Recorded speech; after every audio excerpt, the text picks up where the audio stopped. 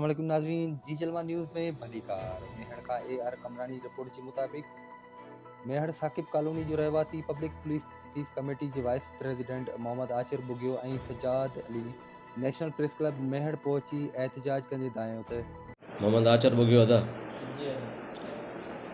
असल मसलो आहे जेको माटरनि बुगियनि जो नज़र बुगियो जो खून थियो आहे उहो पंहिंजो चाचे भाइट जो मसलो आहे। हिननि असां ते बेगुनाह इल्ज़ाम मढ़िया आहिनि। कंहिं महिल चवंदा असांजा छोकिरा अगवा था थियनि, कंहिं महिल चवंदा असांखे मोतवार धमकियूं थियूं मिलनि, छाकाणि थियूं मिलनि जे असां ते प्रेशर था रखनि त फ़ैसिलो करायूं।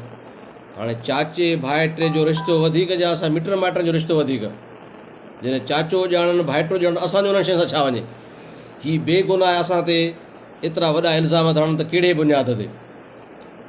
कारोबारी माण्हू, धंधे वारा माण्हू हीअ असां ते माना ॿार अगवा करण जा इल्ज़ाम था हणनि त असां आला अमलदारनि खां इहा अपील था कयूं त हिन मैटर जो नोटिस वठनि ऐं जेकॾहिं को असां में फॉल्ट आहे। हिन IG Sindh DIG Hyderabad SSP दादू समेत आला अमलदारनि खां मुतालबो कंदे घुर कई त हिन वाक़े समेत ॿारनि जे अगवा वारनि कूड़नि इल्ज़ामनि जी शफ़ाफ़ जांच कई वञे ऐं हिननि खे गिरफ़्तार करे असां सां इंसाफ़ कयो वञे। वधीक तफ़सीलात लाइ ॾिसंदा रहो जी जलमा न्यूज़.tv।